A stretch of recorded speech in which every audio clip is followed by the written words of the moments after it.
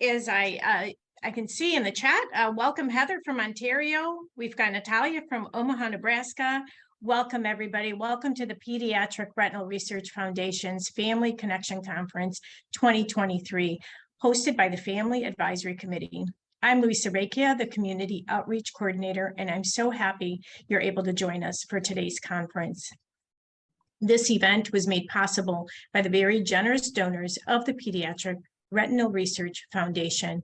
So I would like to share my appreciation to each and every one of you who joined us today for your continued support of our mission. Please drop in the comments, as you already are, where throughout the world you're joining us from today. As you'll see on your screen, today's agenda includes a research update, live Q&A, 2 engaging breakout sessions, a presentation from a very special guest speaker, followed with brief closing remarks. Hello from Sacramento, Philadelphia, Louisiana. I digress here. We will follow that with brief closing remarks. We hope each portion of today's event gives you valuable updates, information, and excites you for the future that lies ahead.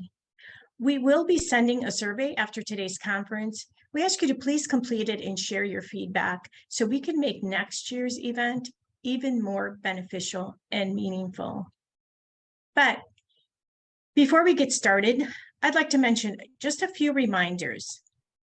This meeting is being recorded and a link will be emailed to you within the next week. As you've probably noticed, your microphone was muted. Please remain on mute until the breakout sessions.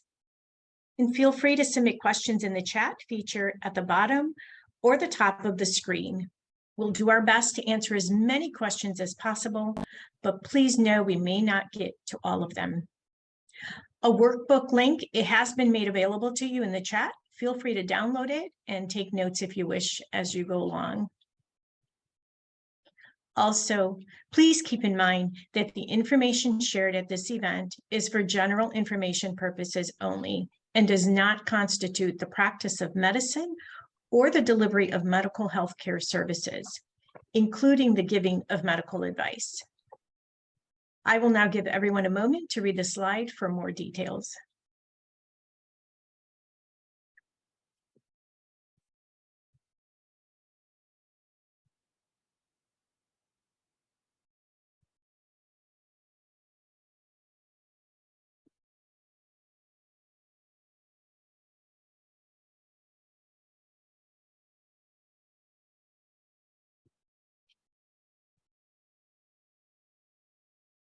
And now, without further ado, I am honored to introduce Dr. Tony Capone. Dr. Capone is the PRRF president, as well as an internationally recognized clinician, surgeon, and educator. He has co-authored over 300 publications in peer-reviewed medical journals, book chapters, and publications for clinical trials. He is the Chief Clinical Officer at Eye Care Partners, a partner at Associated Retinal Consultants, as well as a professor of ophthalmology at Oakland University William Beaumont School of Medicine. Dr. Capone completed his undergraduate in medical school training at Brown University, his residency at University of Pittsburgh, and fellowship at Emory University. Dr. Capone, it is my pleasure to turn it over to you. Thank you, Louisa, and welcome everybody a bit more formally. We've been sort of chatting and saying hello since we're all logged on. It's a distinct pleasure to be here today, and I'm very excited that Wallace Stuckey has joined us. I think that you'll enjoy his time with us. A couple of quick comments. First of all, thank you to Louisa and the rest of the team for all their work putting this together. This event has become an annual fixture for us, and it's a great opportunity for us to get together, share some topical information, and have an open forum for a Q&A. So a good opportunity for us to connect collectively. I'm also delighted, truly, that Wallace agreed to join us this morning. As all of you know, we have a dual mission with the foundation. We carry on quite avidly our research initiatives, and we also are deeply devoted to serving our community. And we have sharpened our focus on the issues of having the children who are affected with the family of pediatric retinal diseases that we tend to, and following their growth through the various stages of their education, and also as they try to, and successfully do, move from education into the working world. So with that kind of high-level intro, that brings me to how Wallace comes to be joining us today. I've known Wallace for a long time and have watched him grow up and develop into the young man that he has. And Wallace is a great example of navigating what one of our board members, Dr. Patrick Drosty, calls the salmon ladder of life, transitioning through each of the phases of education, and doing so successfully, and now entering the working world in a really kind of creative way. So I'm not going to preface Wallace anymore. I'd like him to have all of his thunder. And Louisa, let me ask you: is there anything further you'd like us to do before we move on to have Wallace speak this morning? No, not at all. But I thought, let me see, we may have him join us towards the end after our breakout sessions. We're going to have Wallace join us. Yep. That's great. Yep. So right now we would like to honor and recognize the tremendous contributions of Dr. Michael Tracy. If you can speak to that a little bit. Sure. Well, as many of you know, to start on briefly on a more somber note, this last October, we lost our founder and longtime mentor, colleague, and friend, Dr. Michael Tracy. Dr. Tracy has left an incredible legacy as really probably the most prominent, well-recognized, and inspirational pediatric retina specialist. There are certainly others who have made a significant mark, but the field really kind of caught fire, I think, if you will, at Mike's hands. Both in terms of the number of important contributions. There's really not a pediatric disease that we focus, pediatric retinal disease we focus on, that Dr. Tracy hasn't left a significant mark on, and often define the classification systems that we all use.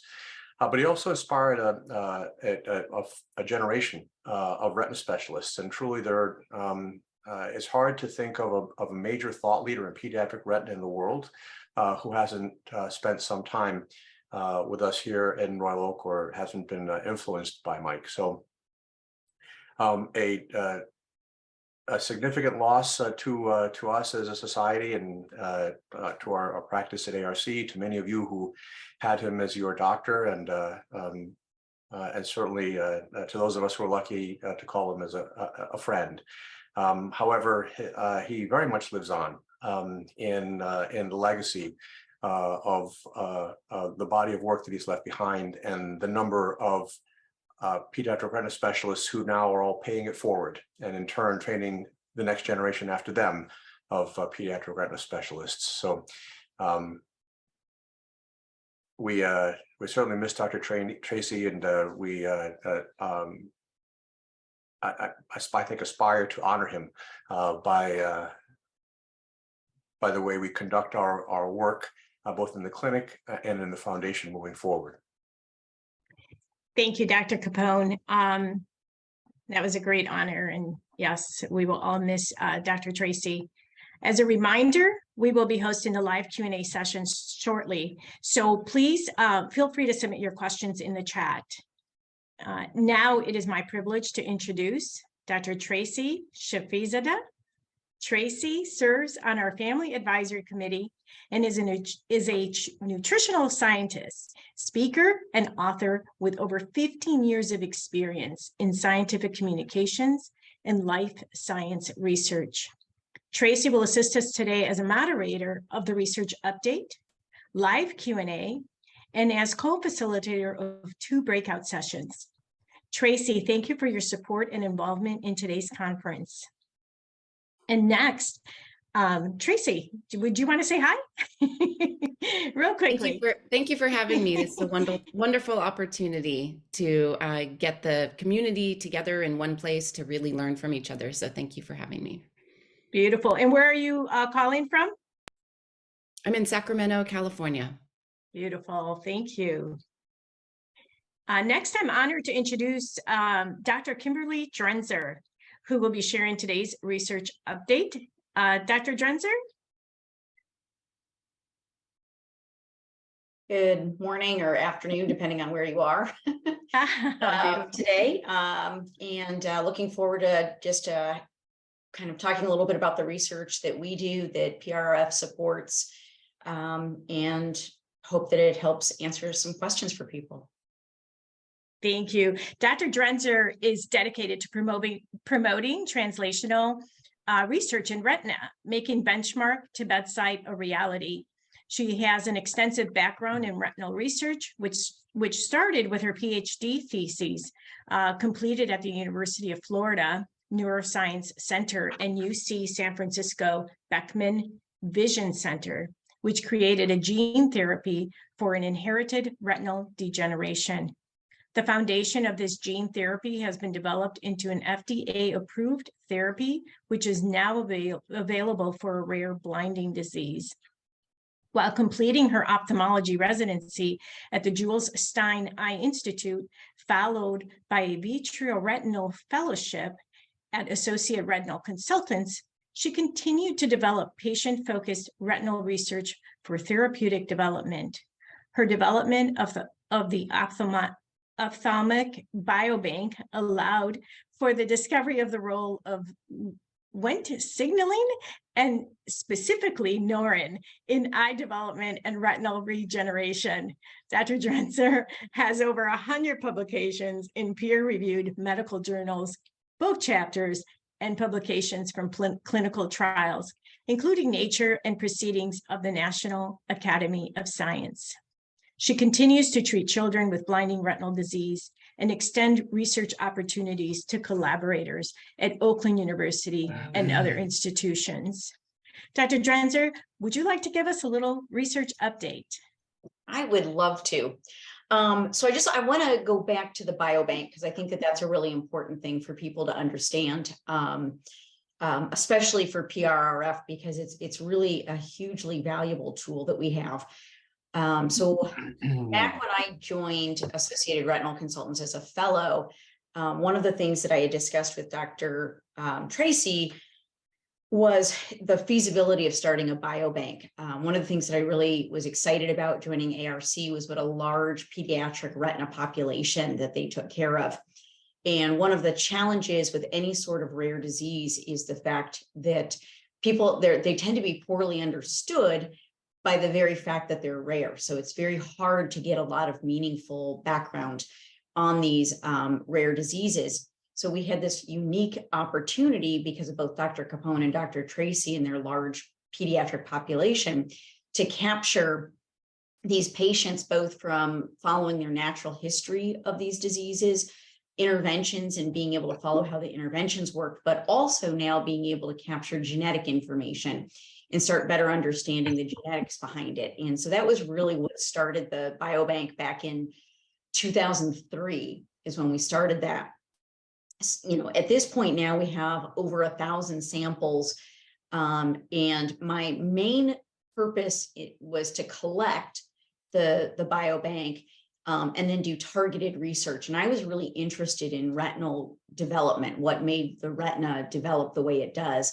And can we intervene and fix it when something goes wrong, either because it's inherited or because somebody had some sort of injury or chronic disease that leads to retinal disease.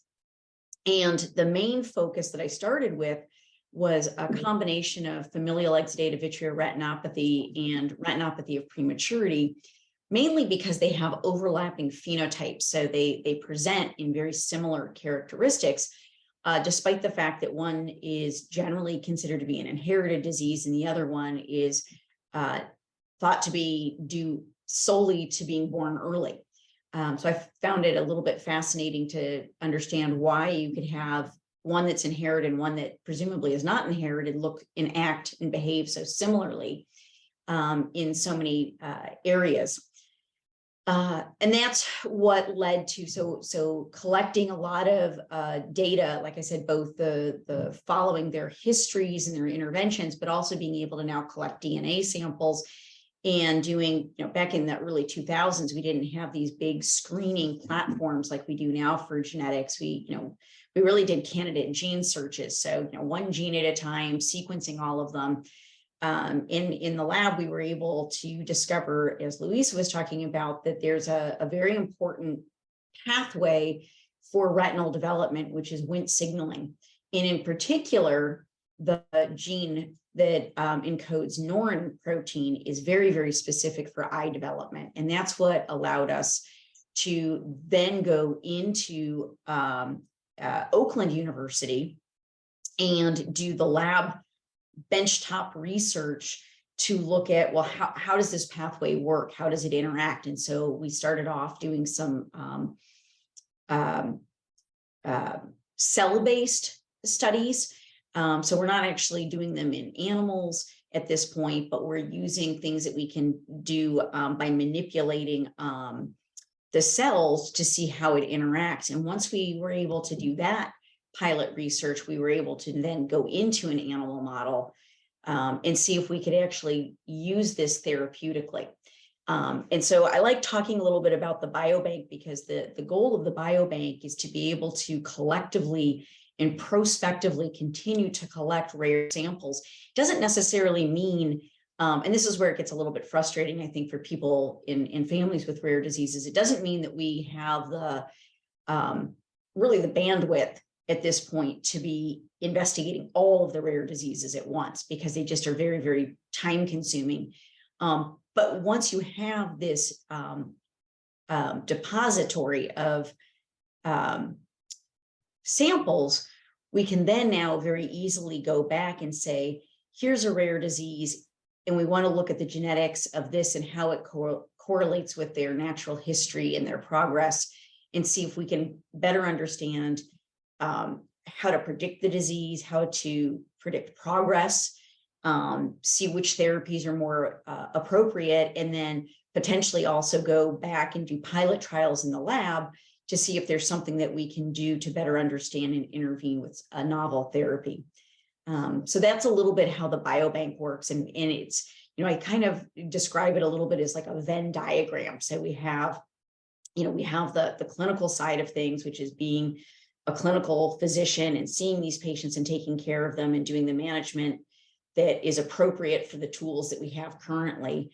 Then there's the Venn diagram of the biobank, which really in and of itself doesn't do anything exciting, except that it's this large collection of rare disease, which allows people to then make meaningful investigation. And then there's the lab, which allows us to run the pilot studies. And the lab isn't just our lab. We were very, very fortunate.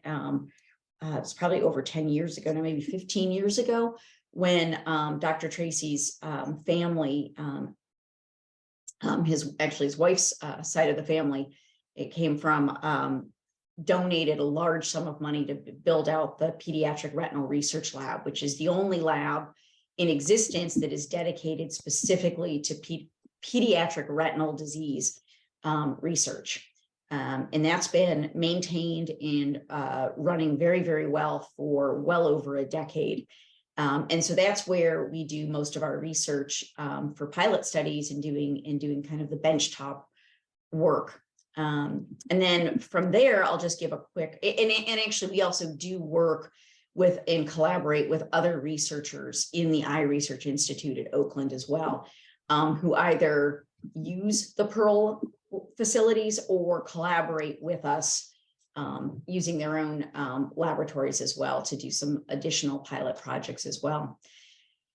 From that, the most advanced study that we've been working on is commercializing a therapeutic for fever, for familial exudative vitreoretinopathy, and potentially similar retinopathies, particularly those that have vascular injury or lack of vascular growth. And that is, that's a big jump. So when you go from what I would call proof of concept or preclinical data, so we have all of the supporting data in the lab, both in the cells, in the assays that we run, but then also in the animal models to show that this product could be used therapeutically. We then have to make the jump of how do we get into humans, and that is not trivial. It is a big difference from was actually, I have to say, quite surprising to me that there was such a huge jump from what you can make in the lab and have a research grade, but then to have that, you have to identify a manufacturer who has the capabilities to do the scale, because you're obviously going to be making this at a much higher amount in order to bring this to clinical trials. And that facility in itself also has to be certified for all of the check marks that the FDA is going to need to say that, yes, this is in compliance to make it safe, which, you know, inherently makes a lot of sense. But it's a surprisingly large leap to go from the benchtop to translational research.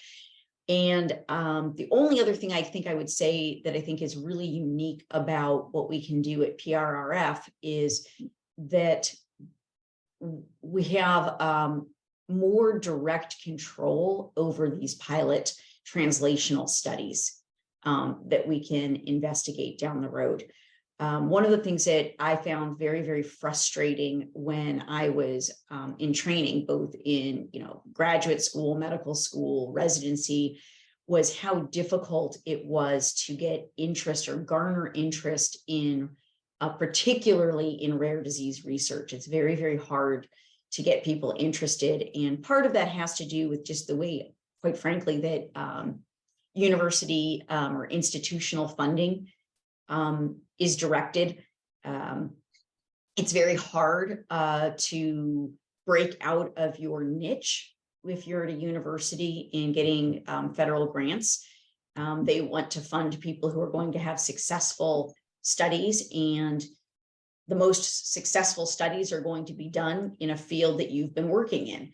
But that also impedes curiosity and invention, because people don't want to fund people going outside of their comfort zone. There's a risk of funding projects that will not be successful. So that's what I think is one of the big inhibitors of translational research, particularly in rare diseases, is that by definition, these are going to be riskier studies because less is known about them. And so having a foundation that understands that and is able to potentially facilitate some of these is unbelievably helpful for advancing changes in rare diseases. And this last year we started the Research Advisory Committee, which we're still just kind of getting our feet under us with that. But the goal is to be able to have some small pilot studies that eye researchers, particularly specifically those that want to do something that could impact pediatric retinal diseases, would like to explore, but they can't necessarily get the funding because it's a little out of their wheelhouse. But they may have some special talents in their labs that would allow them to explore these areas. Those are relatively inexpensive pilot studies, usually about maybe $20,000 to $30,000 will allow them to actually do meaningful research. And if they're successful in that area, it gives that researcher preliminary data that now they can go to, NIH, which is the big federal funder of research, and say, I'm not crazy. I know it's a little out of my usual area of grants that I'm given, but here's my preliminary data and it looks really promising. Which is kind of, if you think about it, a little funny that the NIH wants you to have preliminary data so that they can fund something that's supposed to be novel. But that's the way it works. And that's why having pilot studies for translational research is really, really important. So I'll leave that there because I'm sure that opened up more questions than I probably answered. Yes, I see the chat blowing up here. So Tracy, do you want to take over?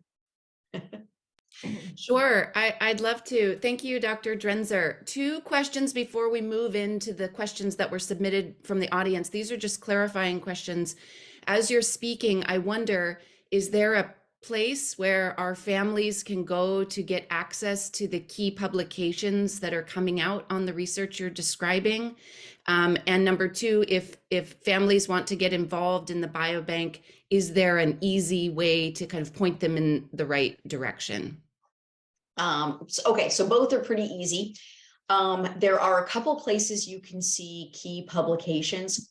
The company that we founded to start this therapeutic is called Caregen Therapeutics. It's CAREGEN Therapeutics, and that website will have postings of, and those postings are really going to be relevant to the development of Norigen, which is the fever therapeutic. So those are very, very targeted towards that, but that's a nice place to get updates.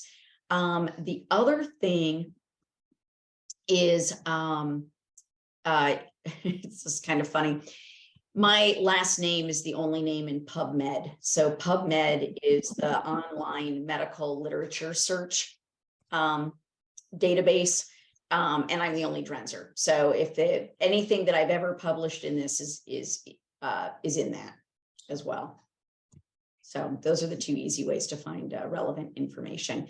As far as participating in the biobank, it's hard. You can't really participate if you're not at least one time on site at our office. And that just has to do with the way that the IRB, the Human Investigation Committee, regulates things, is that you technically have to have at least at one point been consulted as a patient or a family member of a patient. So that the most direct way is if you're actually at one of the ARC offices to do that. But you can always, and then usually if we haven't done it in the past, if you are coming to one of the ARC offices periodically, and you haven't been part of the biobank, is just ask one of us if it would be appropriate to be part of the biobank. And the answer for most of our patients is yes. Yeah, that's great. Thank you so much. That was a wonderful overview of the work that you're leading and that your team is leading, and we're really looking forward to the advancements that you are making, and continuing to see the papers as they're coming out, the cutting edge research. I think it's time in the agenda now to move into a live Q&A with Dr. Capone and Dr. Drenzer. Just to get us started, there were a few questions that were submitted prior to the event that we can start with. And then please, everyone on the line, feel free to continue to type in your questions in the chat, and we'll try to get to as many as we can. And Luisa, I would ask you to just keep us honest on the timing and how much time we have left.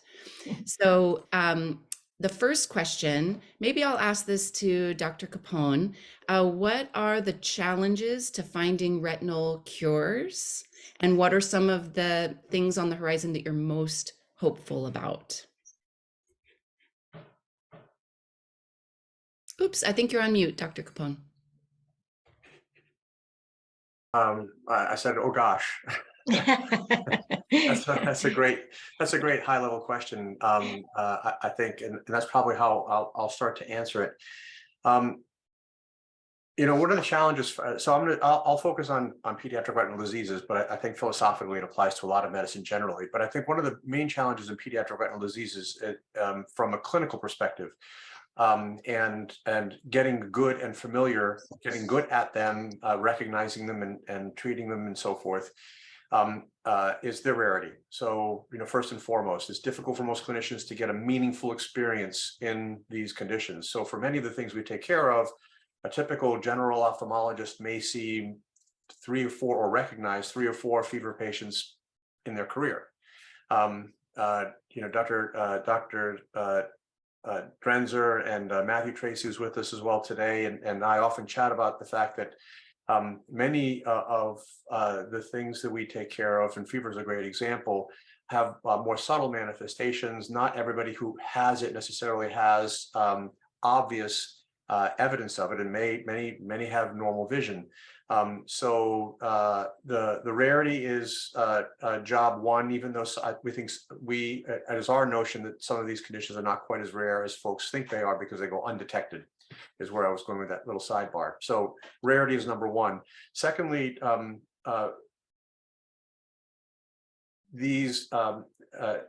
several of these conditions have a broad range of what they look like clinically. So it's not as if every patient who comes in with fever looks exactly alike, or congenital X-linked retinoschisis or Stickler syndrome. And so you have the challenge. So why does that matter? You have the challenge of rare diseases with relatively rare manifestations. So a double rare is always going to be a particular challenge. And I think, several of you, online with us today have probably had that experience where the first couple of folks that you see in your journey don't really know exactly what's going on. It draws from this fact that there are uncommon conditions with uncommon manifestations. I think the next big step is understanding the core basis of the particular condition. And the thinking, if you look at the evolution of thinking in all of these diseases, that's kind of how they go. Rare conditions finally recognized, usually the most dramatic manifestations or findings initially, then people get more familiarity and more subtleties appreciated, then typically a classification system is imposed. And this is basically the evolution of understanding of the disease. And that's kind of where I'm going as my final answer. To really come up with therapeutic advances, you really need to really understand the disease, and ultimately really understanding it usually means on the molecular level, whether it's molecular genetics or the biologic basis of the disease in another fashion. And only when you understand things to that level of granularity can you really start, talking about cure-oriented treatments. Other than prior to that, you're really talking about trying to mitigate the disease in terms of its manifestations, like the surgical procedures that have evolved for handling all these conditions. So molecular basis of disease is the real core issue, I think. But on the way to that, there are a lot of interval steps in the evolution of thinking on a condition. So a long answer, but I think I've hopefully given you the depth that folks are looking for. Yeah, that's really helpful to hear from your perspective what the challenges are, and also from Dr. Drenzer on the exciting advancements in the lab and going into clinic for some of the therapeutics. We have a lot of families that are understandably interested in specific disorders, and they would love to hear any updates in research or developments in things like stage 5 ROP, CRX mediated LCA, juvenile X-linked retinoschisis. There are too many for us to go through in great detail each, but if any of those trigger an update that you would love to give, maybe Dr. Drenzer, if you have any research updates on those, and Dr. Capone, of course, chime in as well. You want Sure. to go first? Yeah, I'm happy to. So I'm going to start with the CRX LCA. At this point, there has not been much new in that area. Gene therapy has had a bunch of kind of, and it historically has always had this where it gets a real great milestone and then things plateau and quiet down for a little bit. And that's a little bit what's happening in the gene therapy era. There's a lot of excitement about the CRISPR technology. So maybe not having to do full gene replacement, which is what traditionally the gene therapies have looked like, but maybe being able to kind of tailor, I'm sorry about that, my phone is ringing here, be able to tailor specific gene therapies to alter mutations by just kind of clipping and editing the gene rather than a full gene replacement. So that's kind of what the new technology is. I will say that that's still, a ways away from being clinically available. The next gene therapy front is the congenital X-linked retinoschisis. That is still moving forward with a couple of different clinical trials and potential therapies. That is one that, and I've talked to some of the families who, either themselves or have family members affected, that this is something that really should come to fruition. When is a tough one. It's probably still a good 5 years away, which is really frustrating. But it's from a gene replacement therapy, that one makes a lot of sense and should work well, because people who are affected with CXRS tend to have a defined mutation in the retinoschisin gene. So if you look like retinoschisis, 96% of patients will have a mutation in the retinoschisin gene. So that is one of the big check boxes for a successful gene therapy, is that there's a huge correlation between the gene and the way that the disease manifests itself. And there are a couple of companies looking in clinical trials for that. So that should be coming down the pipeline at some point. It's still slower than I would have imagined. And some of that has to just do with clinical trial design. And then stage 5 ROP. This is, there really aren't many changes in stage 5 ROP for a number of years, because I think we have maximized what we can do surgically. And unfortunately, we are at a point where in order to improve the surgical outcomes, we need a regenerative medicine or a better technology. So the regeneration is, what people read about with stem cells. Not surprisingly, stem cells are much more complicated than the initial investigators wanted to think they are. You can't just throw a pluripotent cell into a tissue bed and say, find your way to become what you need to be. They need a lot more cues to develop the way that they're supposed to. So stem cells have been substantially trickier than I think early investigators were hoping that they would be. So that's still a long way off from being a valid therapy that we can augment surgeries with. The other issue with stage, so the other, it's not really regenerative, but it would be, in the technology base, would be some sort of either bypassing the eye. So there's, there's work being done on being able to actually stimulate the visual cortex directly in having basically a camera. So you would kind of bypass the eye completely, and the camera would just send the image directly to your brain, to the visual cortex for processing. I think a lot of people are probably familiar to some degree with the retinal chip, which was, second sight. The big problem with that was that it was maximized. It was as good as it was going to get. And in order to make it better, you need completely new technology. So it's like starting from ground zero. So we don't really have a lot in the way of, retinal chip technology that's going to be better anytime soon. So that's kind of the update there. And I just saw one quick question about Nori disease with Norogen, and so I'll just address that real quickly.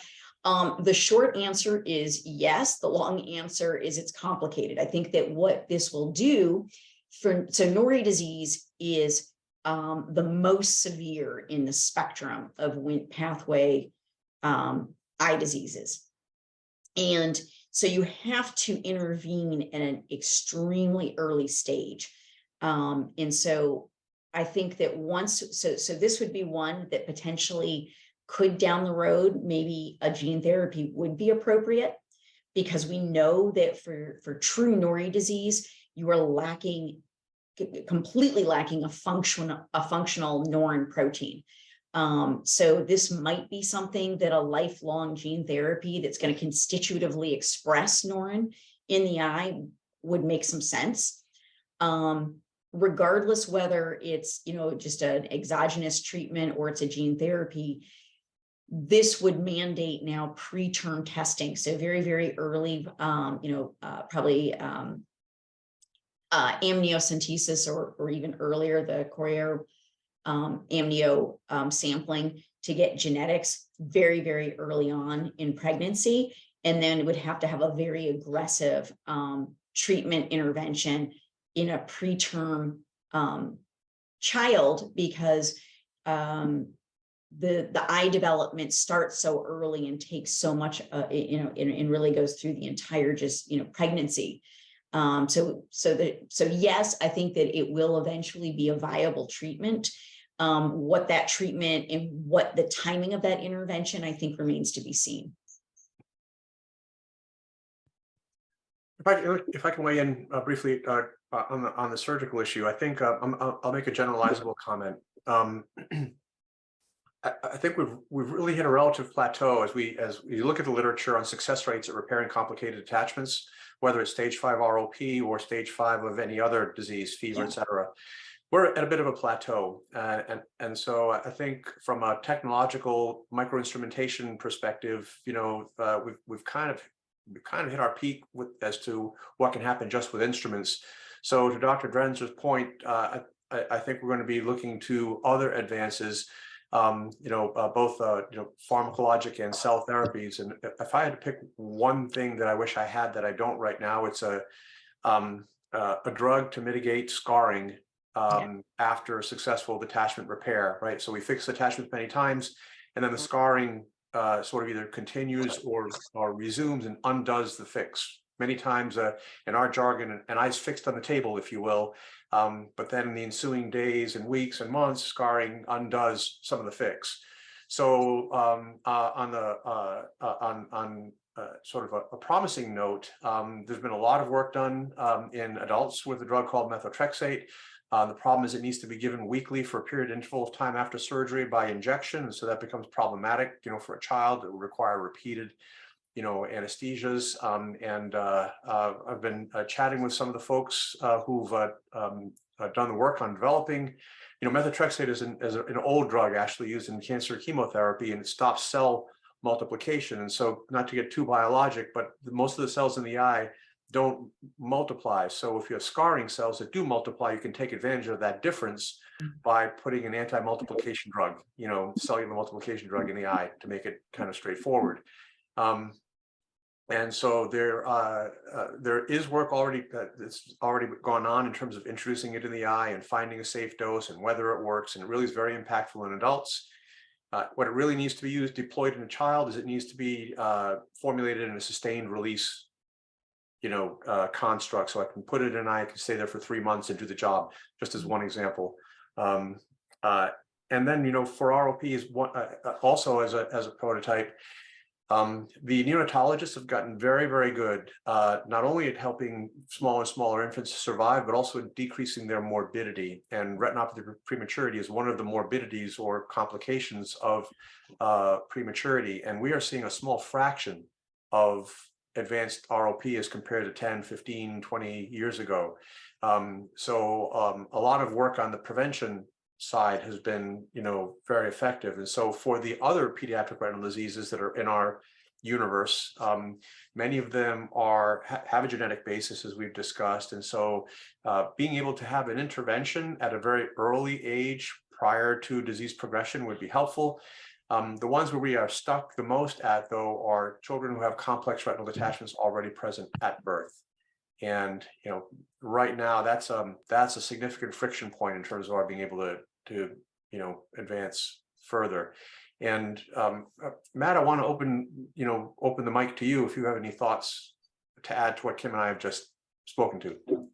Thank you. So first of all, let me just thank PRRF for having me, and also for that very touching tribute to my dad at the beginning. I appreciate it. The second thing, while I was listening, especially for the excellent congenital retinoschisis patients, I think there are some exciting new. So in the initial clinical trials, there was a lot of issues with inflammation because of the way that the gene therapy was injected into the vitreous. And so there are some new platforms for delivery where you maybe don't have to put it through the vitreous, and you could use a different approach where you go kind of outside the eye and deliver the gene therapy subretinally, which may mitigate some of that inflammation and help move it towards a real clinical application. So that's very exciting, I think. Many of the other things you guys touched upon, but I know he's a bit of a polarizing character, but Elon Musk has just started this Neuralink company, which he's put tens of millions of dollars into trying to develop a microchip to be implanted into the brain, which competition is a good thing when it comes to research. And hopefully that bolus of funding is going to allow a lot of information to be available for restorative visual chip implants for the brain. So I think that is another exciting area, although it's still a ways off. Yeah. It may be that his greatest value is as a catalyst in this. I think to your point, I'm just going to. So I'll take the wet blanket side of that. I started by saying he was polarizing, but yeah, you did. No, and I acknowledge, having someone like him enter the field, like I said, it always catalyzes activity, and that's a good thing, right? The more attention, the more dollars, the more activity, all big thumbs up. Just for those of you who followed, so first of all, microchips in the brain are not entirely novel. They're not a Neuralink invention. They've been around for a while. Monkeys playing video games is, I think that was first presented in 2011, again, so that's not an Elon Musk thing. I think autonomous vehicles, we all have a great deal of hope for that. But, Elon was making promises back in 2016 for things that were allegedly imminent that still haven't happened. So I think it's important to be a visionary. We need visionaries. I think they inspire us and they catalyze activity. I'll tell you that I'll spend a lot of time in my office talking to patients, walking them off of the excitement ledge with regard to Neuralink, as if, like patients who've never had cortical vision, the idea of putting a chip, who've never had vision.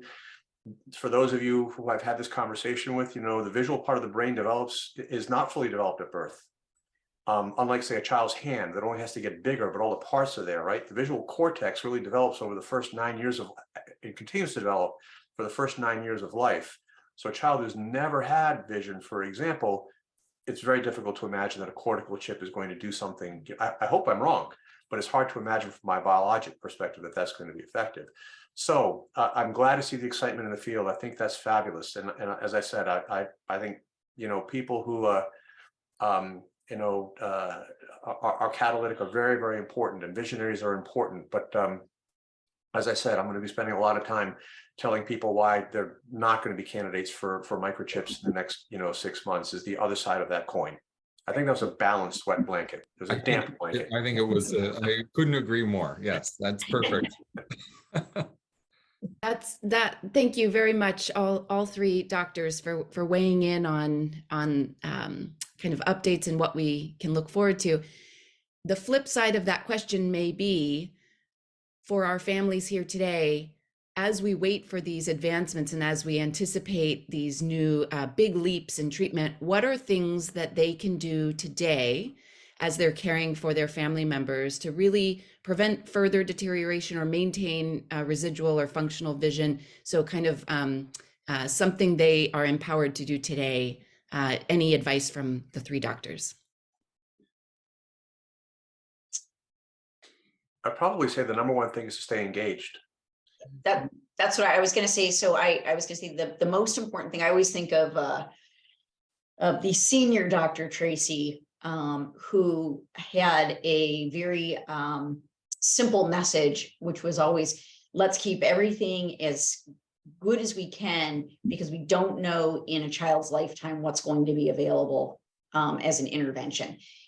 So I'm one who I'm always happy to talk to, parents, and as, patients themselves get older, have real conversations about them, about, it's not uncommon for a teenager who has one, very, very low vision eye to be concerned about, their cosmetic appearance, and, talking about, do we put something, what can we use that won't damage the eye? So if there is something we can intervene with, I think those are very real life questions that come up. And I think it's important to feel comfortable talking about it and asking what's appropriate. The other thing that I will really caution about is that if there's anything that just doesn't sound right, call. If you're, we obviously have a lot of, probably the majority of my patients aren't local. They don't live in Michigan, or if they live in Michigan, they probably don't live close to where I see patients. So it's very common to be co-managing with other doctors. And, sometimes a doctor will retire or move, and they'll see somebody who doesn't really know the history of their eyes. And I'll get a call from, a parent or the patient themselves saying, this new doctor said this, and it just doesn't sound right to me. There's nothing that needs to, or very rarely is there something that needs to be done urgently that quickly that you can't reach out and have a discussion if it doesn't sound quite right. And then the last one I'll just mention is, it doesn't seem to be as much of a problem right now as it was a few years ago. But be very wary of all of the stem cell propaganda. Stem cells, like I mentioned, are a long, long way off from really being a good therapeutic option for a variety of reasons. And there were some places, there was a place in Arizona, there was a place in Florida that was basically taking what they were calling stem cells and injecting them in and around people's eyes for cash. I mean, it was just horrendous. And I actually had a adult ROP patient who did it in Arizona and then lost the little bit of vision that he had. So we're always here to talk if there's a question, and just those are the things. Don't there are no bad questions. If something sounds silly or wrong or concerning, or you just need more information, the best thing you can do is just ask.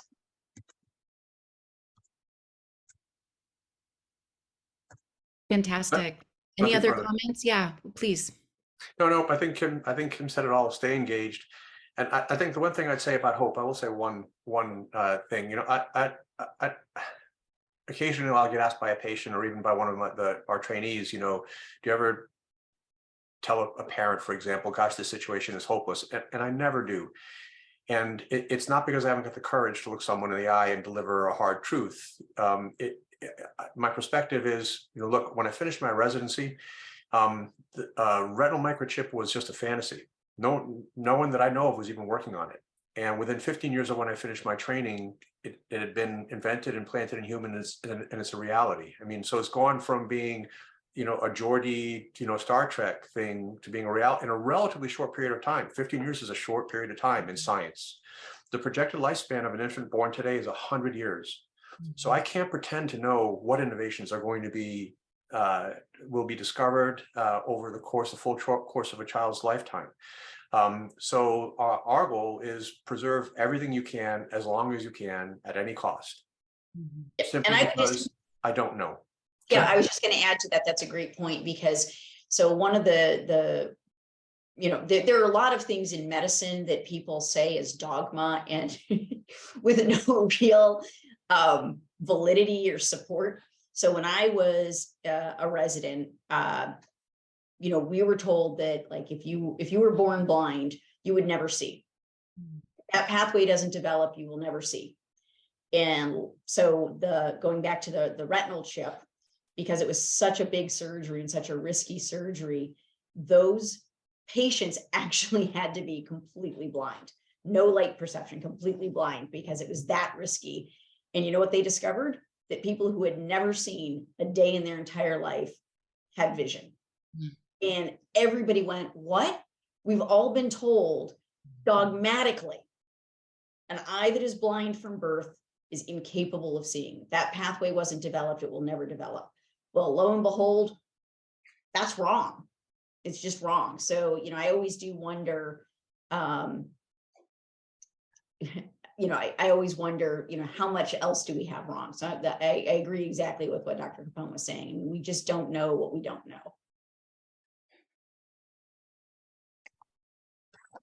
I want to thank everyone so much for the questions you've submitted, the doctors for answering the questions that were presented to them. And unfortunately, we do have other questions that we're not able to answer this morning, but please reach out to our PRRF communications through the Sightlines e-newsletter, the podcast, through our eyes, and on PRRF's Facebook and LinkedIn pages. So we'll try to answer as many of them as we can through those venues. I do want to give a shout out to Dr. Patrick Drosty, who has joined us this morning as well. As a matter of fact, he shares a comment, the older I get, the more I doubt the existence of dogma. So thank you, Dr. Drosty. And I also want to acknowledge Chuck Walls, who's a board member with us, and he's with us today. He'll actually be facilitating one of the breakout rooms also. So thank you all. And to all the participants who are here, I want to give a shout out again and thank you for your engagement and enthusiasm for the information you've shared those so far. Please continue to use the chat. We do have so much more to come. So stay tuned in today's conference. We're actually going to take a 10-minute break. During the break, we're excited to give you a sneak peek of a few brand new hot off the press videos. So please enjoy them. Go get a fresh cup of coffee. Stretch your legs, and we'll be back in about 10 minutes, 10-minute break. All right, we'll see you back in 10 minutes.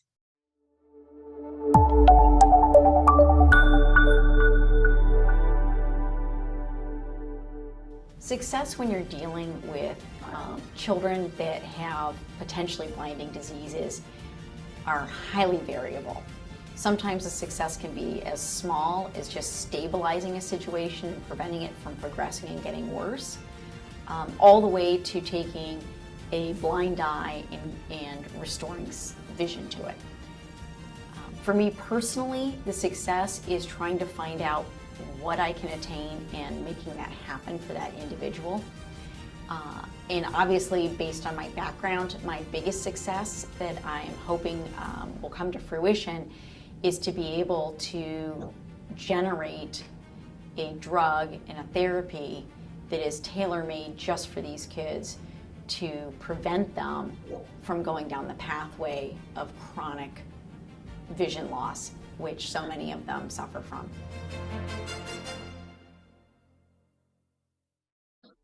These are oftentimes very rare diseases, and the biggest problem with rare diseases is that if you don't see something often, you can't make the correlations. And this is where the biobank and the DNA sequencing of the biobank has really come into play. By having a large population of rare diseases, we can make the kind of connections through the genetic code that you otherwise wouldn't be able to do in smaller populations. We can then use that information to better understand the family dynamics and the way the genetics play into an individual family as well. So we can look at it in a population base as well as in a smaller family unit, and that will change a lot of our understanding of these diseases.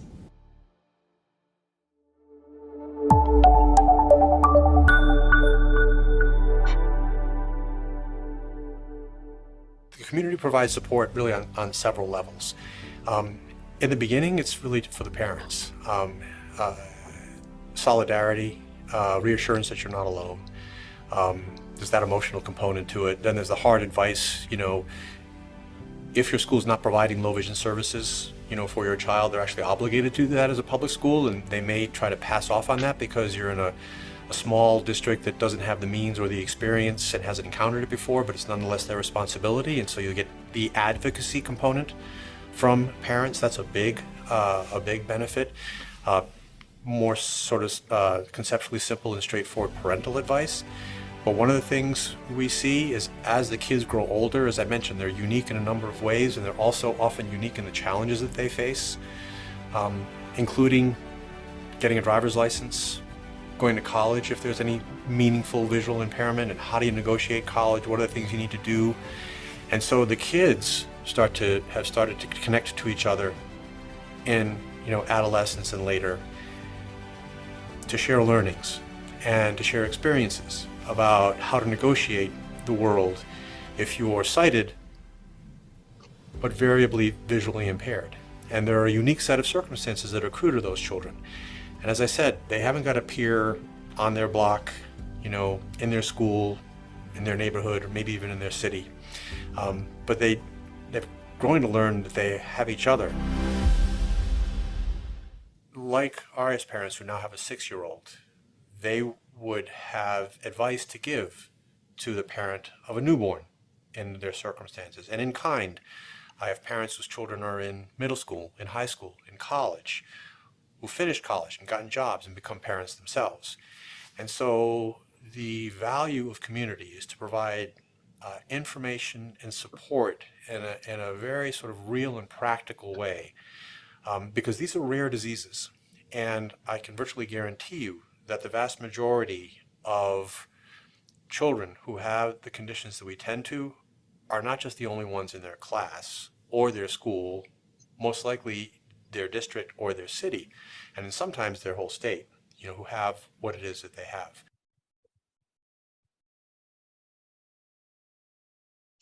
All right, well, welcome back. I'm very excited about the next part of today's conference. It's now time for the breakout sessions. Just a reminder, the purpose of the breakout room is really to encourage you to share challenges, questions, successes, and ideas with the group regarding experiences of living with a rare retinal disease. You have your choice of attending room 1's session, siblings, rivalries, empathy, and support. We will discuss the effects, both positive and negative, that visual impairment can have on the relationship between siblings of all ages and what siblings and their parents can do to foster a supportive and encouraging family environment. This room is co-facilitated by Tracy Shafizadeh and Jennifer Zuckerman. Room 2's session, Every Family Member's Role in Advocacy. We will discuss how the various members of visually impaired children's families can play a vital role in advocacy, including parents, siblings, and the children themselves.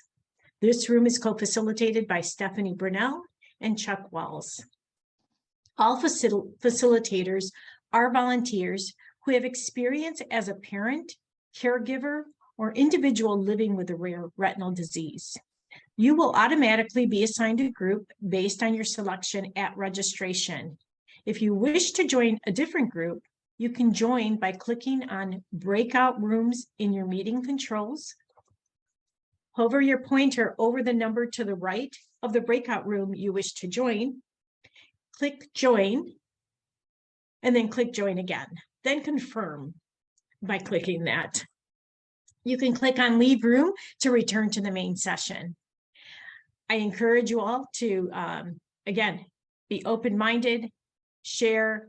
The room discussions, please note, will be recorded for quality assurance. However, we will not be sharing these recordings with attendees post-event or with the public, and that's the breakout room sessions. While in the breakout rooms, feel free to turn on your camera and microphone. The facilitator will help guide the conversation, and you're welcome to use the chat feature as well. We ask that every participant follows some ground rules. Be respectful to one another and use kind language. please don't offer medical advice. Offer feedback or suggestions based on your personal experience only. And please give everyone a chance to talk. Stay solution-oriented when discussing challenges. You are welcome to send a private chat to anyone throughout the conference to connect and request contact information if you wish. Each breakout session will meet for 30 minutes. And at this moment, I'm going to ask Stephanie to send us to our rooms and have a great session, everyone. While we have some dead space here, I think we're waiting for everybody to weave back in. A topic that came up there that I think that Chuck, you've spoken to, and I know that Jennifer Zuckerman has spoken to. It's a tricky one, but I think that's why it would be a good topic at one point, is sibling advocacy. In a way that we don't want to give kids the responsibility to do it, but on the other hand, they don't really have a choice sometimes, right? They go to school with their siblings, they live with their siblings. And so I'm not talking about advocating for sibling advocacy, but maybe talking about the position children are placed in serving as advocates for their siblings just by virtue of being siblings. So something maybe for another conference. Absolutely, yeah. Thanks, Dr. Capone. I think that could take up a whole nother conference talking about just the many ways siblings can provide support, whether it's at home or becoming sibling advocates in the school environment. I know Jennifer touched on a bunch of those issues when she did her workshop in the fall. Yeah, you've spoken to it. Stephanie, has spoken to it. Jennifer was very articulate about it with her sister, and I think it's something worth unpacking along the theme of that you wrote about the impact of having a child, with these challenges in the family and how the family adapts to it. I would. Thank you. Oh, welcome back, everyone. We hope you had a great discussion, and it sounds like you have. So I want to thank those who were in breakout room number 1 as well. We had some good conversations there. Now I'd like to introduce our next breakout session topics, and that's in room 3. We have Chuck Walls, who will facilitate engaging and empowering participation with extended family. Attendees will discuss how extended family members can be engaged and empowered to participate in the different aspects of a family member with retinal disease. This starts with a deliberate plan coupled with understanding family strengths and a unified effort to blend support for a low-visioned loved one. In room 4, Donna Walls and Tracy Shafizadeh will facilitate friends support at home and at school. In this breakout room, attendees will discuss the importance of friends of a low vision family member and how these friends are so critical in support and encouragement at home, in the community, and at school. Once again, you'll automatically be assigned a group based on your selection at registration. If you wish to join a different group, you can join by clicking on breakout rooms in your meeting controls. Hover your pointer over the number to the right of the breakout room you wish to join, click join, then confirm again by clicking join. You can always leave the room and return to the main session if you wish. Both sessions will be open for 30 minutes. And again, I encourage you all to use this opportunity and time to share and ask questions if you'd like. Stephanie, can you take us away? That takes us to a 5-minute break. So why don't you go ahead, stretch your legs. Thank you all so much for participating in the breakout rooms. And we'll be back in 5 minutes for the second half of today. Thank you. Hello again. I hope you've all enjoyed the information and opportunities for discussion today. Please continue to use the chat throughout the rest of the conference this morning. I know I've especially enjoyed seeing people come together from all over the world for today's event. Thank you so much. Now I'm excited to introduce to you today's guest speaker, Wallace Stuckey. I know some of you have had the privilege of sharing a breakout room with him, but not all of us have. So we are looking forward to hearing Wallace. Wallace was diagnosed with ROP as a child, officially going blind during kindergarten. His current vision is 2400 in his left eye, and motion light perception only in this right eye. Wallace learned many skills in his secondary education, including Braille, using a screen reader, working with an orientation and mobility specialist, and benefited from the enlargement of print materials with the aid of CCTV. Wallace also greatly enjoyed hiking, kayaking, and climbing high ropes courses with his school's outdoor exploration program. In 8th grade, he became very involved with the mock trial team and received several awards from the South Carolina Bar Association. He continued his involvement in high school, serving in student government and Model United Nations.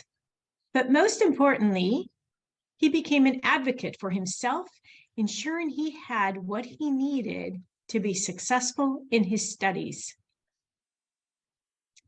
He recently graduated from George Washington University's Elliott School of International Affairs this past spring of 2022. He currently serves as a website compliance accessibility analyst for the U.S. House of Representatives and plans to start a graduate school program focused on foreign affairs within the next 2 years. His career goal is to be accepted to the Department of State as a Foreign Service officer. It is now my pleasure to introduce you to Wallace. Thanks so much, Louisa. That's such a kind introduction, and I really appreciate the opportunity to come on and speak with everybody today. It's been great talking to y'all in the breakout rooms. I look forward to continuing that discussion as we go forward. What I'd like to talk about is some of the experiences that I've had in my life and the skills that I've learned that I think will be beneficial, and perhaps you'll recognize some of these and learn some new things as well.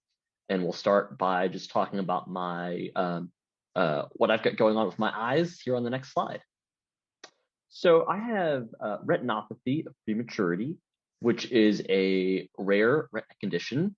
At least it's rare to the general population. I imagine to many of you in this group, I know for some of you, because I've been able to speak with you about this, you're very familiar with it. This condition that you have, if you're, some people have, they're born prematurely, where the blood vessels in the retina grow irregularly, which causes bleeding, leading to scarring tissue, and then that retina pulls the retina from the back of the eye where it's supposed to be, which results in loss of vision, because your retina is what translates the cones, the rods, these light signals to your brain to give you sight.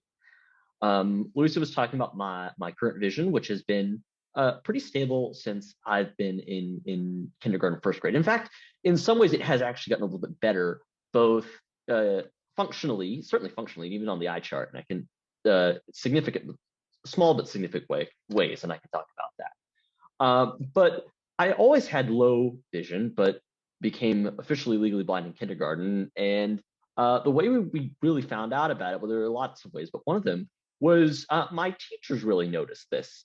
One of the things that would happen in the kindergarten is you walk in, and instead of taking attendance, the teacher would have us, all the kindergartners, take a little magnetic tag with their name on it from one side of the room and walk with it to the other side of the room to say you were present, which is a great system if you think about it, right? You don't have to wrangle the kindergartners, and they can learn their names and all that. But it was taking me forever to find it because they were all next to each other and I couldn't find my name because the print was too small. So what we ended up doing is changing the color of my tag, which was a short, easy fix for the short term. But we were going to need to figure out some long-term services, because this was a new world for us all.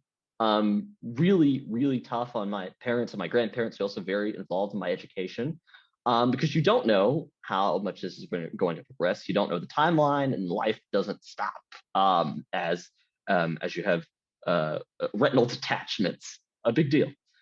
So they started working with the South Carolina School for the Deaf and Blind to find a teacher that could come meet with me and start instructing me in Braille and in other ways. And that started as I moved into elementary school. And we'll discuss that on our next slide.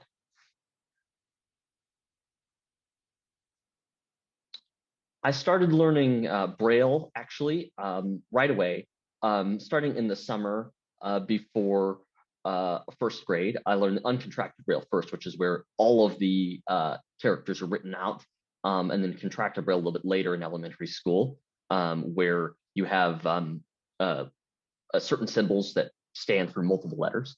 And some of the best vision teachers, they're not just a Braille teacher, they're a vision instructor, and they work with you on other really important skills that you need to learn as someone who is blind. These included things like accessible technology. She was able to get us in contact with a access technology expert who came in, and we started doing lessons in typing. I had these tapes that I'd listen to, and it would have you sort of set on a rhythm to learn typing by memorization. Started O&M services, which she also got us hooked up with from an early age. And as well as just the sort of incidental things, this is a big subject, incidental things that you learn non-verbally if you can see well, but things that you do need to have instructed to you if you can't see. So things like looking at somebody when they're speaking, keeping your eyes open in public settings, even when you're not really using them for anything, things that seem small but are really important as you get later in life. She also really helped out with my teachers in the general classroom. This was all new for them. My school hadn't had a student who was blind before, and got the other students involved, which was one of the best things of making me feel like I was just like any other student, but just had to do things differently. We did had some times for students in the classroom to interact with Braille. I remember one thing from elementary school, we had people in the class make Braille Christmas trees, where you basically roll in a page to the Braille writer and put do all of the dots, press them all at one time, which makes a symbol, and you roll to the next line, do 3 of them, and then 5 of them, and it would physically look like a Christmas tree. And people in class remember this. People came up to me years later saying, oh, I remember when we made Braille Christmas trees in first grade, because I went to a smaller private school, and so I had some classmates, they were with me the whole time, so core group, which was great, and they remembered that and were really helpful with me later when we'd be doing, off campus, doing a field trip or something outside of school. But it wasn't on accidents, because they were educated in ways to help in some small ways early on, and they remembered that.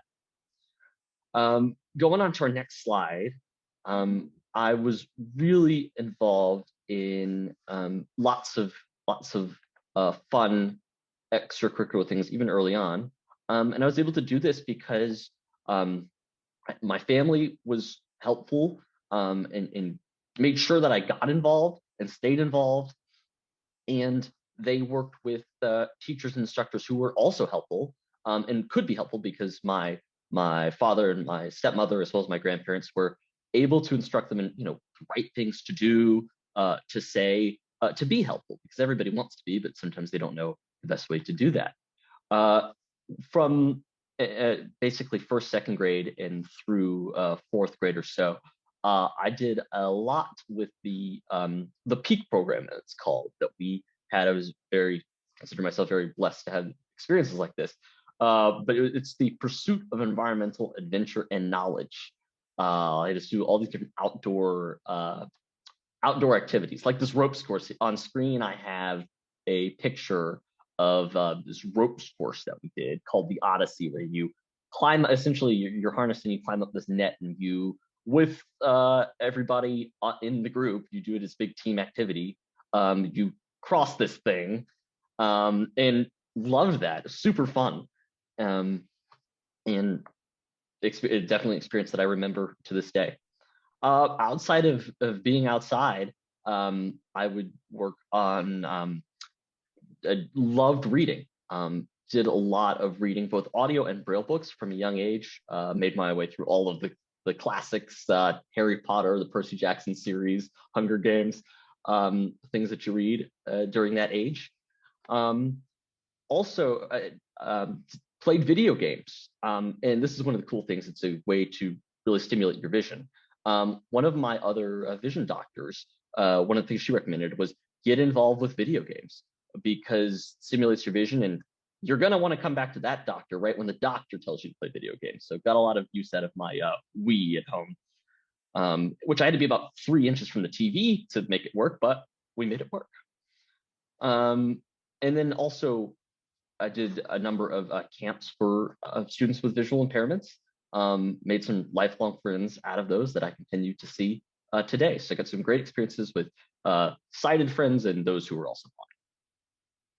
Moving on to our next slide, we'll talk about everybody's favorite time, middle school.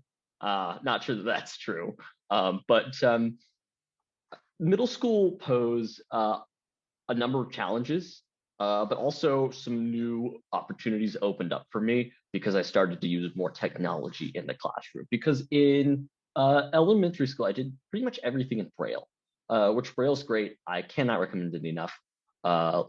Learning it as early as you can is fantastic. But there are times where there's more efficient ways to get an activity completed, and technology can really supplement it. It was my 6th grade year that I decided to use an iPad, got to use an iPad in class. Worked on it with the school. It was new for them, so they weren't sure about it. You know, when you're introducing technology into a classroom for the first time, you worry about kids getting distracted. But it worked very well. Well, it must have worked very well because I started using it in 6th grade, mainly for the humanities classes like English, history, things like math. I needed the Braille because it's important to be able to have that under your finger to be able to read it, note all the math notation, things like that. But for humanities classes, I used the iPad, and it must have gone well because the school decided to roll out this iPad program for 7th and 8th graders when I started 7th grade. So they must have liked how it was going. In addition to using the iPad, I also used the CCTV where it made sense. There were some times where maybe looking at a blown up image in a science class was best to do that with the CCTV. And then one more thing before we move on, talking about math one more time. There was new technology to use for math classes. One of the things that we learned about, I think it was from my TVI, as well as my main math teachers in 7th and 8th grade. We heard about this new app which had rolled out. It's called Join Me. You can get to it by just going, there's a web version too. You can get to it by going to just join.me. It allows you, it was essentially Zoom before Zoom. You could screen share and you could do it in real time, which is something we never had because we had the math teacher maybe email the PDF later of what she had on the board. That wasn't really helpful. You get lost in looking at complex math. You don't have somebody to directly instruct you in it. But Join Me is great because you could view it in real time, but you could also zoom in on it. So I don't think you can do that with Zoom, but in Join Me, you can, especially with an iPad screen, you can zoom in really, really closely. You could take screenshots. That was all very, very helpful. Also, began to figure out what I was most interested in middle school. Really enjoyed my history classes. I did the geography bee in middle school, which I didn't hear about until 8th grade. That was for sure I did it, but I got to the state geography bee, won the school one, and moved on to the state competition, which was really exciting. But unfortunately, they just do it in middle school. They don't do it in high school. So that was the one year I did it. Move on now to our next slide, where I'm going to talk about visual acuity versus functional vision, which I could have talked about at any time, but decided to do it now in the presentation because in 8th grade, my TVI, a new TVI in 8th grade, we did a full functional vision assessment, which I'd done definitely throughout my time in school, but this is the first time I was really completely involved and aware of why we were doing these tests, the purpose of them, and what the mission was for doing a functional vision assessment. Let me talk about first sort of the difference in these two measurements of how you can measure vision. Over on the left side, we have an image of the standard eye chart. You see it every time you go to the eye doctor. There's real important uses for it. It establishes where your vision is, if you're eligible, if you're legally blind and eligible for services, things like that. So it's an important tool, but there's a lot of imperfections with it, because most of the time when you're using your vision, you're not using it in an eye doctor's office. You're using it in the real world, and that's why you want to add on the functional vision assessment to it. I've included an image of a student standing back a couple of feet from a painting, and this is taken from a presentation where they're showing you that looking at an object from a certain distance and telling, as a student with a visual impairment, telling someone what you can see from that is highlighting your functional vision. You can have two people that have the same visual acuity as measured on the left that can use their vision differently, or maybe one can get more, the most utility out of their vision. And that's what you learn with the functional vision assessment.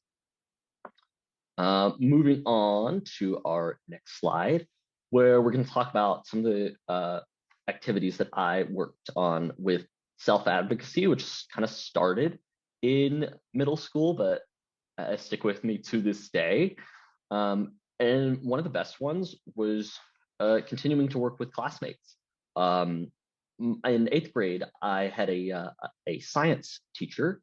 He had a hearing impairment. So in class, we did a whole unit on hearing impairments, what causes them, the different tools that you can use to remedy them, things like that. But he hadn't done anything on blindness in his class before, and he had me and wanted to change that. So he was super involved in getting this done. My TBI was too, and I played a big role in it.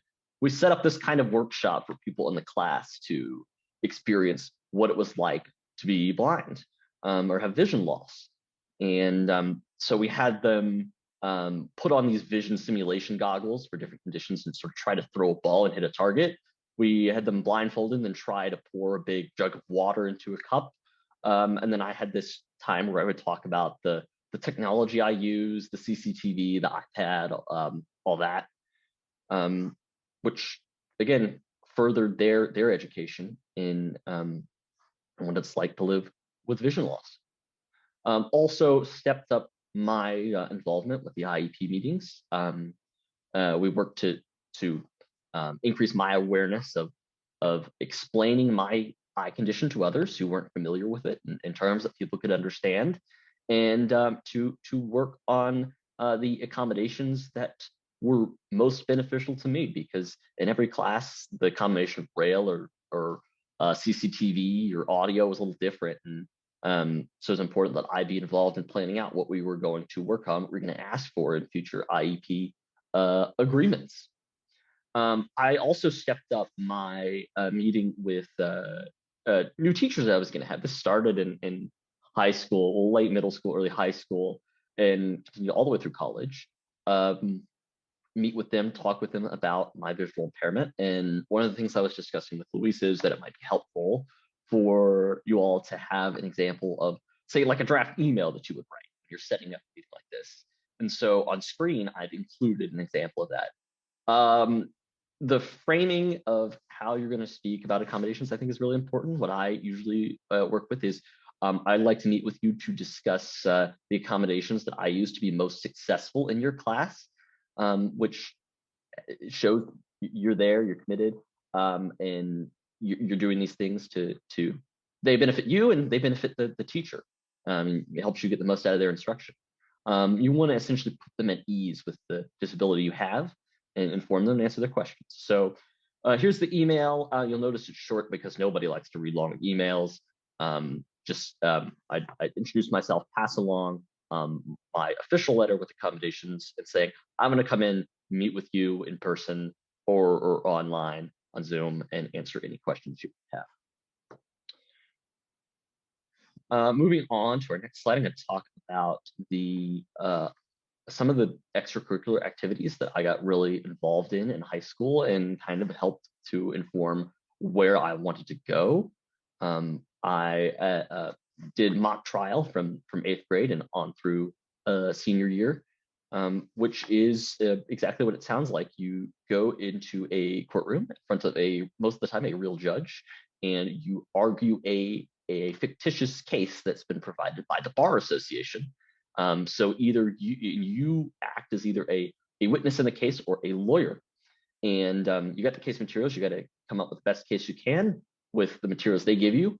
And you go in and have a round where you are acting as a prosecution and the other team's on the counsel and the witnesses for the defense, and then it switches and you're the defense and you have to essentially argue a completely different argument from what you just did the last round when you were on the other side. Mock trial was fantastic. Had some real good friends on the team and a coach who was so interested in me succeeding, and really meant so much to me to take part in a big team activity like this, as it did too for Model United Nations, which is diplomatic simulation. You go and speak about an event going on in the world, and you represent a country, and you advocate for that country's views, even if it's not a view that you agree with. And then Youth in Government, which is a conference which is essentially where it's a simulation where you form the government for a state.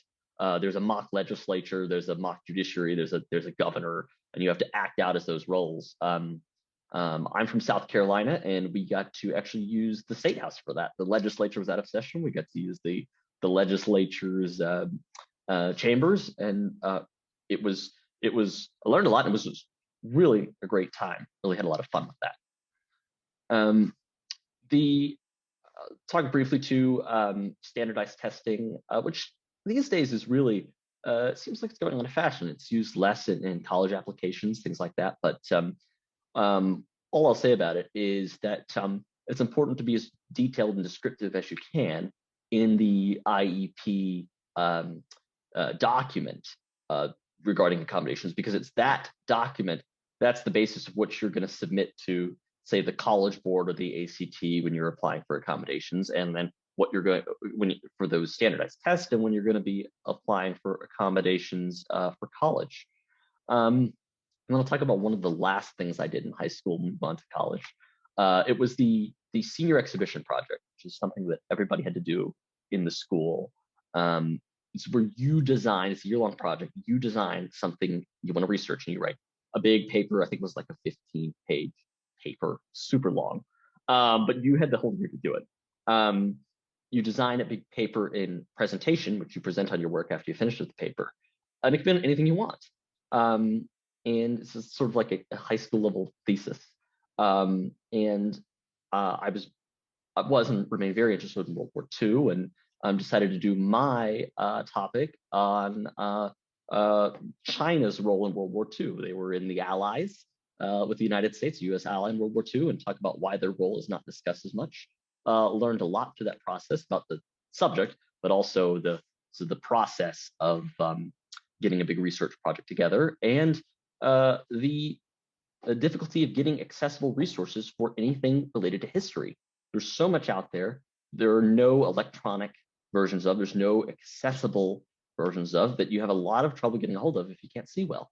And that's something, although we've come a long way in accessibility, I think the history discipline also has a long way to go just yet. Moving on to talk about college, because there were lots of considerations to think about. Where did I want to go? What did I want to study? And one of the most important things is that place that I choose going to have an environment that is going to lead to my success. And one of the things, again, that my TBI, a teacher of the visually impaired, helped me out on with was developing this list of questions that I would ask to disability support services offices at the different colleges that I was visiting. Much like I did with teachers in high school, I would set up meetings with these disability offices in advance of me showing up for a tour. And I went in with this list of questions, which would provide me with an example or an idea of the type of environment they have on campus. Ask them questions like, have you had students who are blind in the past? Are you comfortable with providing resources in Braille? What's the process for communicating these resources to professors and your accommodations for professors? Do you have note-taking services?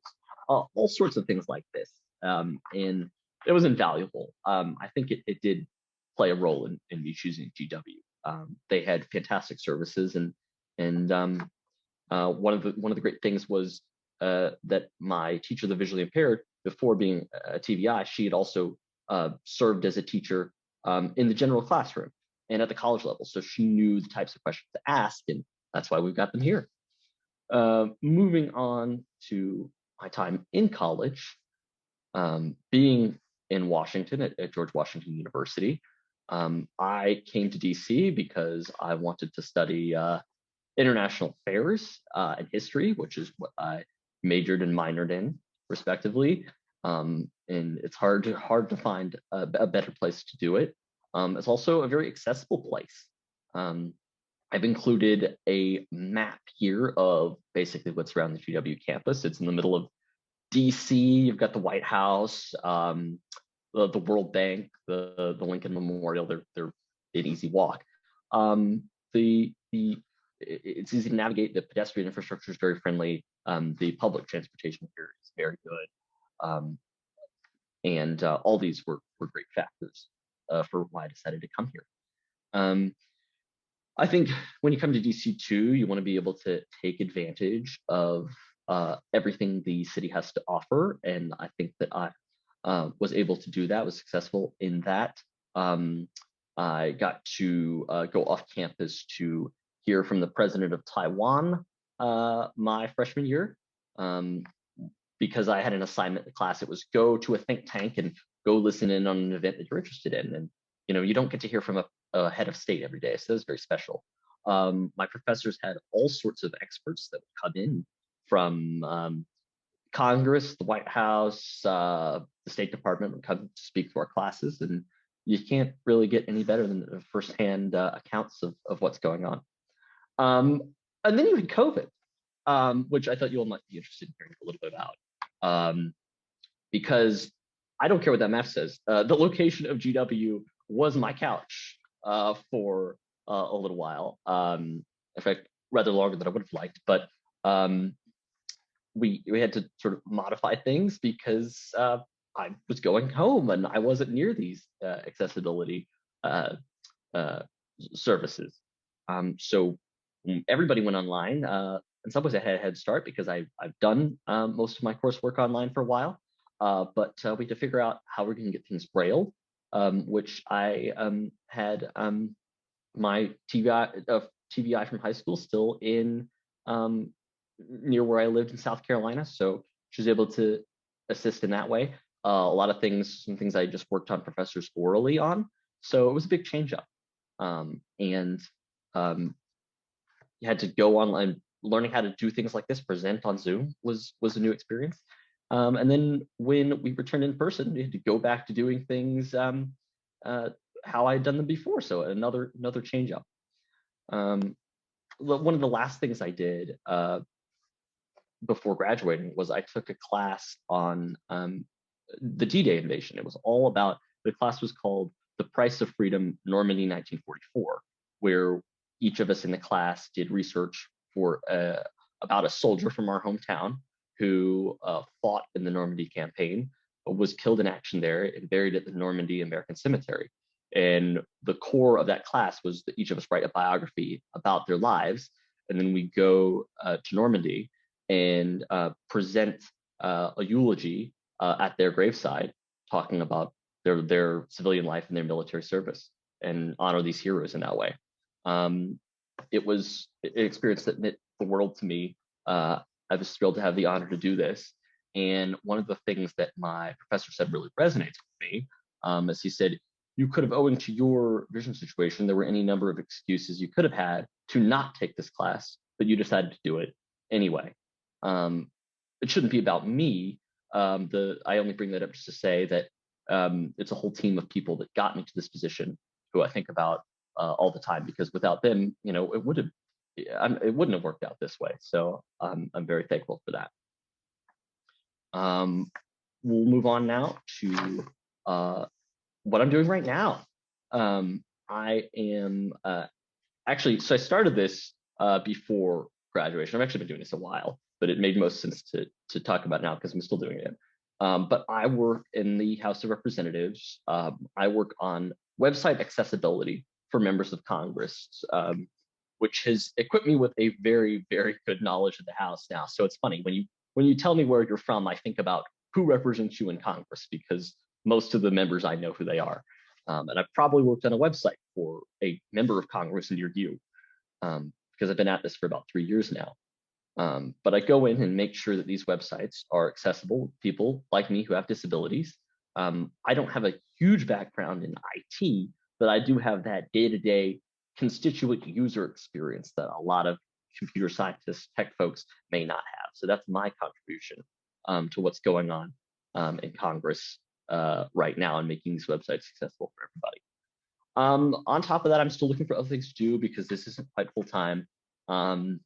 It is not easy finding additional work, but I'm sticking at it and reaching out to as many contacts as I can find to learn about what they do and see if I can get my foot in the door. Which I think you just got to stay at it. For nobody, it's easy. It's particularly frustrating now when you hear about all of these jobs that we have unfilled. And then on our end, looking for something and having trouble finding additional employment, but just sticking with it is the lesson that I learned. Sticking with it long enough and things will lead to what you're hoping for. In the future, I'd like to start a graduate school program, sticking with my current topic, foreign relations. I'm hoping to eventually serve in the State Department as a Foreign Service officer. I am going to be taking the State Department interview exam coming up later this year, working on getting a Braille copy of that, which is taking them some time, but we're going to get that done later this year. And with that, I have reached the end of what I've got to say, but I would love to hear any questions that you all have. Thank you so much again to Louisa, to Stephanie, Dr. Capone, everybody. It's been a real pleasure, and I look forward to your questions. Thank you so much, Wallace. What a fabulous, fabulous presentation. You certainly, if you didn't jump in inspired, you've inspired us all now. So there are no limits is what I'm hearing from you. The chat was blowing up as you kept going. I will highlight in Dr. Josti's comment of I really like the short email descriptor letter to each professor outlining accommodation requests. I think this should be well received by the professor and gives them a chance to prepare their class so that all students can benefit. Brilliant idea for all levels of education. So yes, thank you so much on behalf of Dr. Josti and others. If anyone have a question real quickly before we wrap it up for today? Thanks for sharing, Wallace. Truly inspirational for us parents to hear. So impressive and inspirational, Wallace. You are a great communicator as well. Thank you so much, everyone, for that feedback. Wallace, I have a question. So first of all, one of the things that strike me most about your presentation is your persistence and creativity and resourcefulness. And I mean this in a good way. You're a stubborn guy, and that's what it takes to get the job done. You've clearly made that point. I think one of the things we've chatted about, you and I, in our offices, is kind of the critical importance or the critical element that a supportive family is. And I wonder if you could say a few words about that. Certainly. Family support, you cannot overstate it. And it's essential from day one of dealing with this. Because if you think about what I've done, the whole one of the biggest and most decisive points in this whole journey was from early on when I was in kindergarten. My family, this was new to them. They'd never experienced it. I think maybe the easiest path would have been for them to pull me out of the school that I attended for my whole K through 12 career, where these vision services were not, if it's a private school, vision services were not, you did not have a right to them, even if you were legally blind, and to put me in the public system, which in South Carolina, we have some fantastic public schools, but we also have some public schools that really struggle. And if they weren't consistent in making sure that I got the services that I needed in the school that I was, you know, who knows?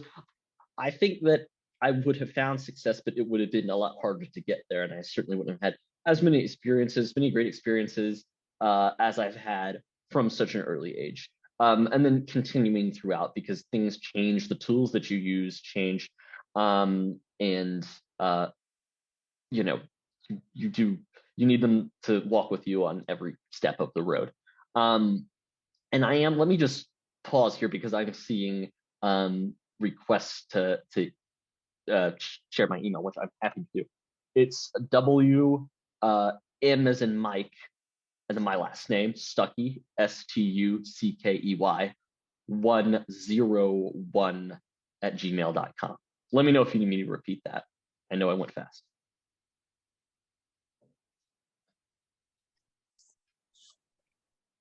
Thank you, Wallace. We'll put it in the chat before we, we'll put it in the chat before we close out. Thank you. You're welcome. Oh, there we go. Yeah. There we go. It's in the chat for anybody who would like to reach out to Wallace. I know we've asked, some have asked for the letter to bring to their professors or their schools. So yeah, reach out to Wallace. Yeah, these questions too. I think so. The questions that I ask disability support services offices, you can probably modify them and ask them to your middle school or high school, wherever you are. You can just change them around a little bit and they will still be very on topic for what you're trying to get answers.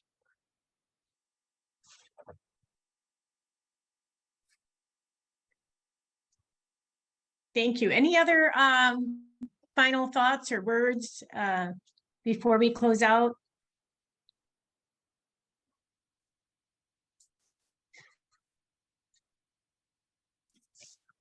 Got a question here. I think it's from Angela. Yeah, about what other organizations I'm involved in. So in college, and I'm going to continue with them, I was involved in Phi Alpha Theta, which is the National Professional History Honors Fraternity. There's some requirements for, you need to take a number of history classes to get started with the program. But I made a lot of friends through that. One thing that was different about GW and was really hard is a completely different campus environment from what I was used to. I was used to going to a really small school with small classes. And then I showed up in DC and some of these freshman year lecture classes were huge. They had like 200 people in them. I never had anything remotely close to that. So you kind of have to find your sort of niche, find some group of folks that you want to be friends with. And that's hard for anybody, but it's hard, especially when you can't say, oh, I saw that person yesterday. You know, you're not going to visually pick up on it. So you need to look for organizations that do work that you're interested in, and Phi Alpha Theta was one of them for me. So I'm involved with them, and will continue to be. Then also, I'm going to continue doing work with the Normandy. It's called the Albert H. Small Normandy Institute, which is what my professor for the Normandy class is involved. The D-Day class is involved with. Going to continue helping them with their work. Very meaningful, very important. And then I'm kind of looking for other ones because, see, I'm done with school for the moment.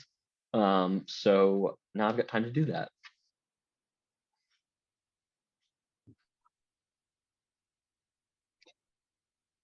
So Bray says that finding hobbies as a blind person can be hard. What do you enjoy? I like hiking and walking. So one of the great things in DC, Virginia, is that we've got this network of sort of paved trails. And there's also the National Mall, of course. So you can navigate on these surfaces, on these easy to navigate surfaces where you don't have to interact with a lot of streets, a lot of cars. And that makes it easier. You know, if I lived not in the middle or near a city, this would be a much tougher goal. My neighborhood's great because even though there's no sidewalks on a lot of the streets, there's almost no cars, so I can walk through these streets no problem. But most of the country, that's not possible. So getting outside when I can is great. It's one of the things that I got into during COVID when there was nothing to do. Then let's see, love reading. Read as much as I can, particularly kind of nonfiction history things. But I'm hoping to get into more fiction. Kind of like to take a break from that sometimes. Then traveling as much as I can. Really enjoy going to new places. I like to, in addition to just going and experiencing them, I like to research and plan trips whenever I get the opportunity to do them. I like just keeping up with everything going on in the news all around the world. Twitter is actually one of the ways I've been able to do that. I can keep up with what's going on in DC, what's going on in London, what's going on in Canberra. Shout out to Australia. But all at the same time. I've learned a ton from actually being on social media. It's a great way to talk to people too. Get to know people as well. Wonderful. Kiara asks, what helped you to overcome problems and obstacles that other students did not have? This support group that I had around me, in terms of teachers in the general classroom, teachers for the visually impaired, I had 3 of them. They were all great. I mean, that's massively understating it. They were absolutely fantastic. What else? Friends that I made, both who have 20/20 vision and who are blind. I got to, through the summer camps I went to, and then just being in class and in other activities, I got to kind of make a group of both.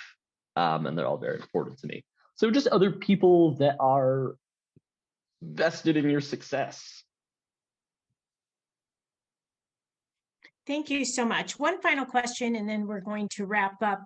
From Angela, she says, can you discuss any transportation barriers and/or challenges? I can. And again, that's why one of the big reasons, transportation is one of the big reasons why I live where I do. Because I'm from South Carolina. I love South Carolina. South Carolina is great in a number of ways. But if you're not driving, you will not have, I mean, it's not that much of a controversial take. I don't know how you can get around it. You will not have the type of quality of life that's you can if you were driving. And you could make that statement. Unfortunately, you could make that statement about the overwhelming majority of the country. It can be very tough. And the areas where it's not true, where you do have good public transportation, are often some of the most expensive areas. So it's kind of a conundrum of finding an area that works. So lots of transportation barriers at home. Getting around at home when I wasn't, going somewhere with my dad or anyone else in the family was calling up a friend and seeing if they could drive me, which definitely puts limits on you. But in Washington, you don't have that because there's a subway stop about a 5-minute walk from here, from where I am right now, Metro as it's called in DC. And that will take you pretty much anywhere you want to go in the local area. We have the buses that take you anywhere the train doesn't. There's a big mainline train station here. There's 3 airports here. So it kind of is about as good as you can get for transportation in the Washington area, in the States anyway. Thank you, Wallace. I really do hope you've enjoyed today's event as much as I have. I want to thank a whole group of individuals who made today's event possible. First, I'd like to give a special thanks to all of our donors who allowed us to offer this event to the community.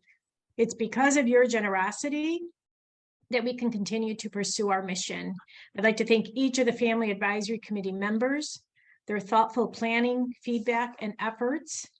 Finally, I'd like to recognize our board members who give of their time, talent, and treasure to support the community initiatives of the foundation, as well as our staff for working behind the scenes to make this event happen today. Wallace, thanks for joining us today and being our guest speaker. It's inspirational to all of us to hear about your journey, self-advocacy efforts, and ability to remain focused on your long-term goals of international affairs. I'd like to thank our breakout room facilitators. Their names are listed on the agenda in your workbook.